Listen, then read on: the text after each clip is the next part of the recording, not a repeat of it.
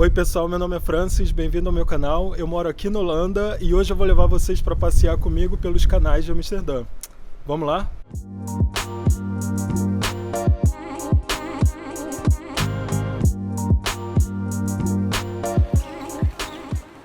Os primeiros canais aqui em Amsterdã foram construídos entre 1585 e 1665, durante aquela tal da Dutch Golden Age, que eu acho que em português seria equivalente à época dourada da Holanda, e o que na verdade, se a gente parar para pensar, foi uma época dourada só para os holandeses, né? Porque foi uma época de colonialismo, onde houve muita escravidão. A Holanda hoje em dia é um país desenvolvido, mas infelizmente isso foi à custa de muito trabalho escravo, né? Bem, nessa época Amsterdã passou por um processo de modernização e os canais foram construídos com o intuito de trazer água para dentro da cidade. E além disso, numa época onde não existia transporte público, os canais eles funcionavam como meio de locomoção pela cidade. E hoje em dia os canais são utilizados somente para passeio, mas na época isso ajudou muito a economia local. E os três canais principais são o Prinsengracht, Keizersgracht e o Herengracht, né? Eu não sei pronunciar esses nomes direito, mas vocês podem ver aí no título que está escrito. Esses canais principais, eles dão a volta pelo centro da cidade, conectando o lado leste ao oeste. E esses canais viraram patrimônio mundial da Unesco desde 2010 e basicamente toda a vida da cidade acontece ao redor desses canais, né? E dentro dessas áreas do canais existem 1500 monumentos e volta e meia você se depara... Ai, barulho de novo. Bem, resolveram começar uma obra aqui, vamos caminhar que eu explico mais depois.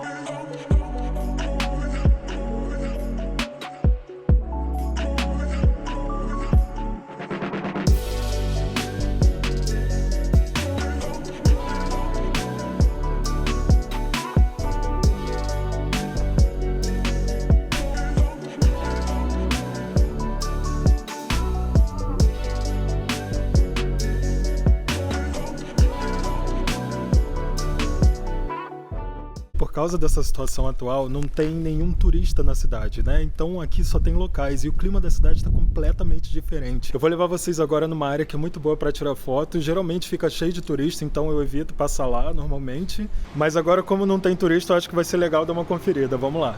Pessoal, olha como a cidade está vazia. Isso aqui geralmente fica lotado. Muito turista para todo lado. Você não consegue andar nessas calçadas aqui sem esbarrar com turista.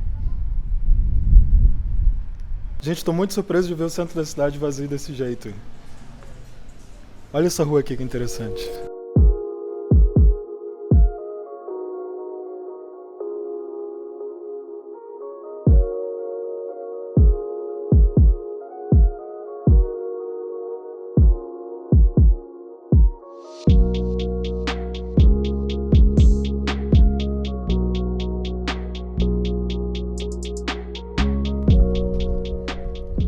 E olha, a arquitetura daqui realmente é incrível, né?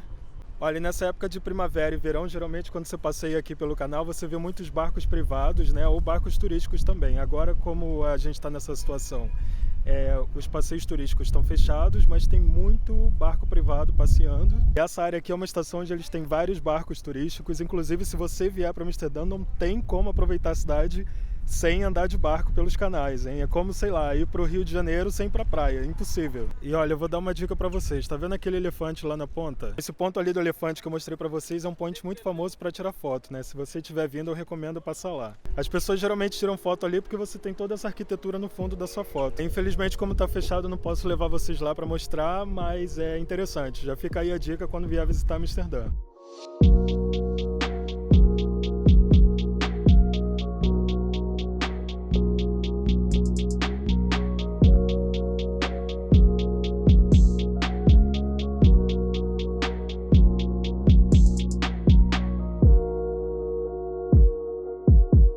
Uma coisa muito interessante para falar para vocês é que aqui existe muita gente que vive dentro de casa flutuante dentro do canal, que são tipo barcos que eles transformaram em casa e as pessoas moram ali. E assim, pelo que eu ouvi falar, essas casas no barco na época era onde os hippies moravam.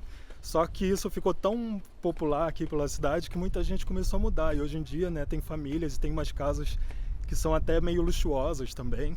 Eu não sei se eu teria coragem de morar numa casa dessas, pra falar a verdade, porque, sei lá, vai que aconteça uma enchente aí, a minha casa vai pro buraco. E fora que eu não sei se vocês sabem, mas boa parte da Holanda é abaixo do nível do mar. Então assim que o nível da água do mar começar a avançar, né, Amsterdã vai ser uma das primeiras cidades a ir para as cucuias. Então eu não sei se eu teria coragem para morar num lugar desses, mas tem muita gente que gosta. E fora que também os canais não são muito limpos, assim, não é tão sujo como a Baía de Guanabara, mas também não é tão limpo a ponto de você cair e mergulhar. Então eu não sei se eu me sentiria muito bem morando numa casa dessas. E olha, aquelas ali são os barcos casa, de vez em quando você vê até os moradores aqui no terraço tomando um sol. E olha, aquela casa ali tem até uma varandinha, tá vendo? Essa aqui também.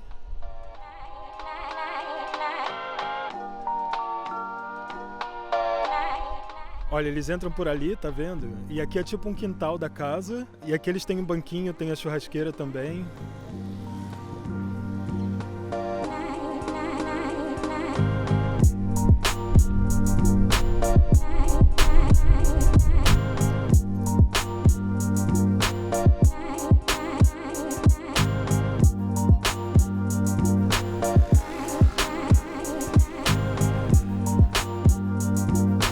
E olha, essa casa flutuante aqui tem um telhado bem diferente, né?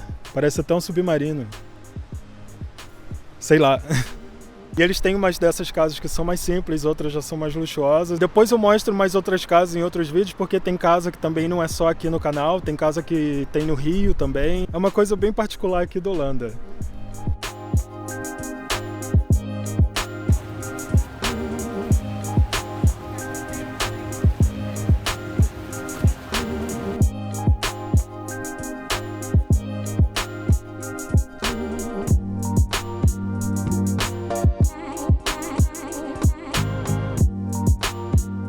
E esse canal que vocês estão vendo aqui é o Prinsengracht, que é onde acontecem duas das maiores festas aqui na Holanda. As duas maiores festas aqui da Holanda no momento é o Dia do Rei, que é a comemoração do aniversário do rei da Holanda, e a segunda maior festa é a Parada Gay, que acontece aqui nesses canais, né? Ao invés de carros, eles têm barcos e tudo acontece aqui nesse canal da Prinsengracht.